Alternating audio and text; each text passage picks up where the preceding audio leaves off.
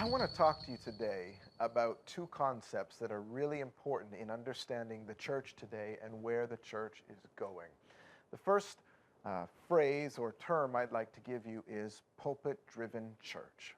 Pulpit-driven church. The second I'd like to give you is kingdom-driven church. What are the differences and how do they apply to us today? Well, the pulpit-driven church really is what it sounds like. Everything primarily is focused around what happens from the pulpit. Will there ever be a day that we eradicate ministry happening from the pulpit in the church? No, absolutely not. We believe in the local church. We believe in the Sunday gathering, hearing the vision of the pastor, accountability, communion, water baptism, and corporate worship together. This is all absolutely important. But it's amazing that we ever thought we could fulfill the Great Commission just by gathering in a building once or twice a week. That's just not enough to change nations.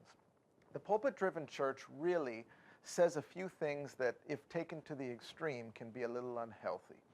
Where ministry is really only the pastor preaching to the people in the pews or the chairs. That's the work of the ministry. And to reach people is we've just got to get them into the building to be preached to by the pastor. That's the danger of the pulpit-driven church alone. Another caution or challenge with the pulpit-driven model is that we're not necessarily training and equipping these church members to have their pulpits out there in society.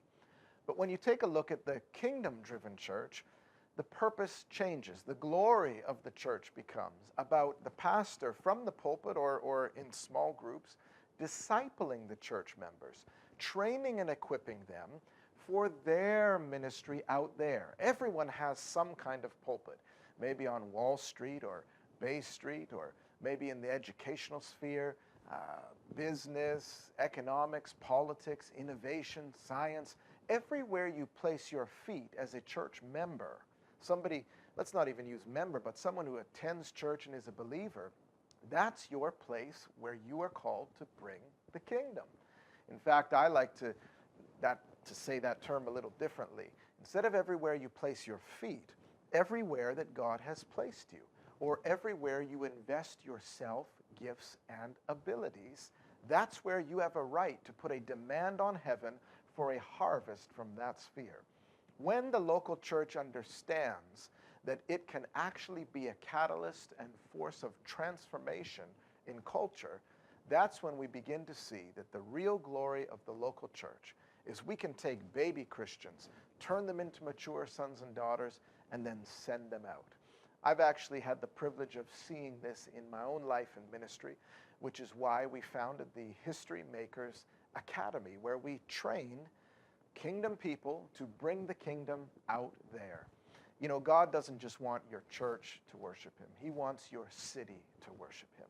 It's not about how many people you can get in a building to hear you as a pastor preach from the pulpit, as good as that is. It's about how much kingdom can we get out there beyond the four walls, no matter what our church numbers in. A lot of people don't know that Jamaica, for example, has the most churches per capita of any nation.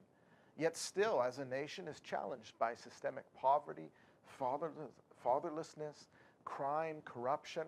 So what does it mean to disciple a nation? It's going to take more than just the pulpit-driven church.